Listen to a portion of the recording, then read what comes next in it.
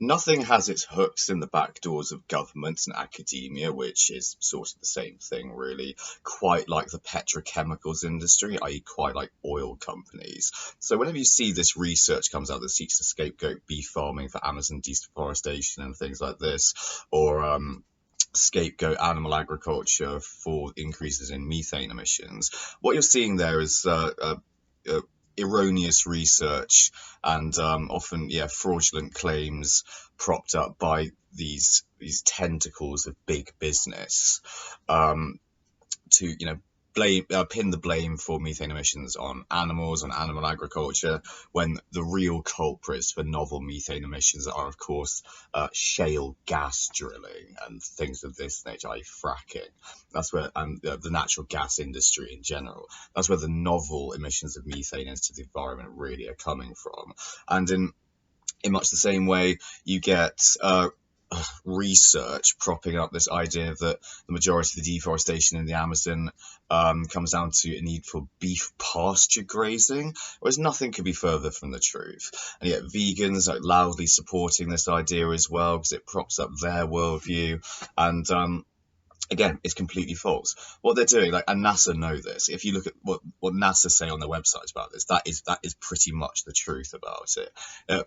The deforestation, in the first instance, the rainforest is being cut down using slash and burn methods to destroy vast areas of rainforest and crucially create a layer of ash on top of the soil, which contains all the nutrients that you need for growing soy crops. So you get, in the first few seasons, big, high yielding crops of soy.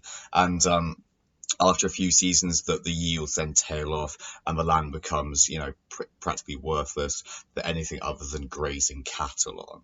So then livestock farmers come in after that, graze cattle on the land, and that's the ancillary benefit that arises from these slash and burn methods. However, it's deeply erroneous to suggest that it's beef farming causing that, in much the same way as it's deeply erroneous to suggest that they're cutting down the rainforest for livestock feed.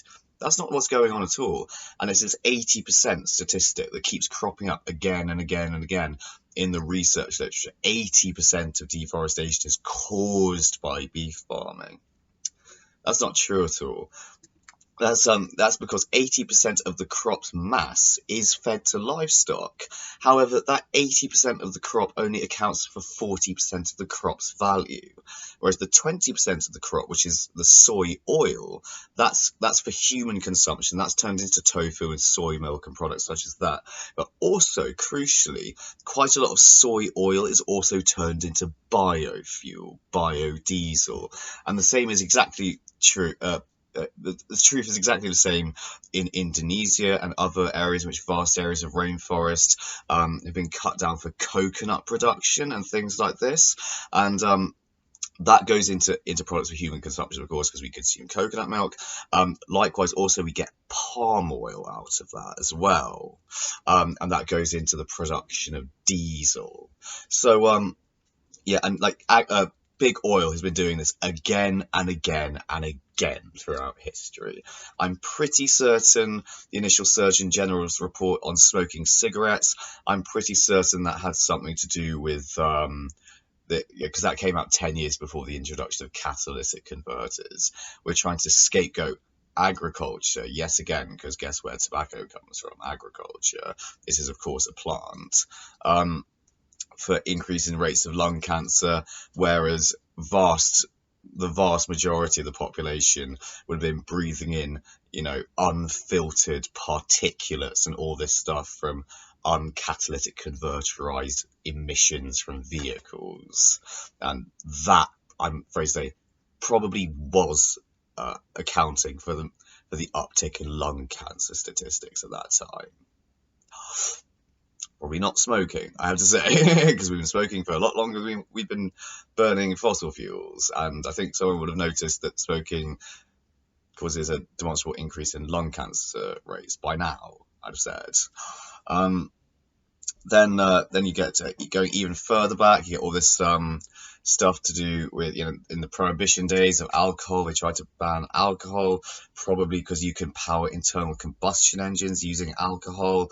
And what I think is almost very likely to be the case, almost certainly the case about cannabis policy and this banning of hemp and cannabis back in the 1920s, 1930s.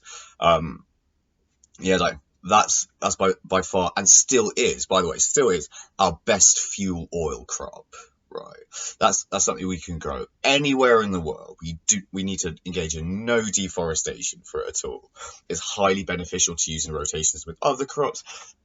It repairs soil structure, fixes nitrogen in the soil, does these other amazing things that it will replace nitrate fertilizer. That they, oil and gas companies also hate cannabis for that reason, because it would undermine their markets in natural gas and so on. They hate it also because it can be turned readily into petrochemicals.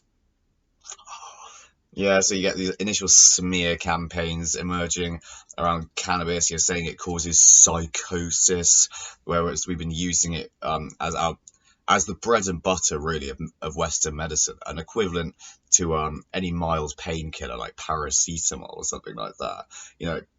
Anything for, a little bit of aches and pains in your body, a bit of headache or stomachache or something, you take cannabis traditionally because it would alleviate that. Whereas for more serious, severe pain, you take opium.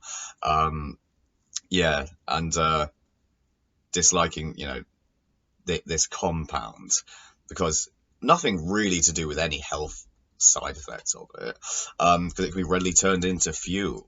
That's why.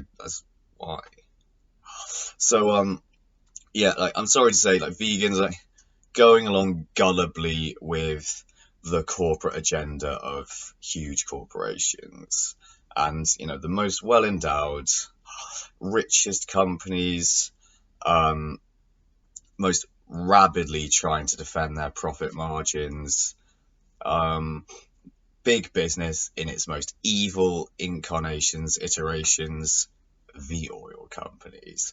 That is who is behind all this bullshit in research that seeks to scapegoat agriculture, when agriculture is actually doing the most of any industry, frankly, to tackle climate change by taking CO2 out of the atmosphere. For goodness sake, we grow a hell of a lot of plants in farming.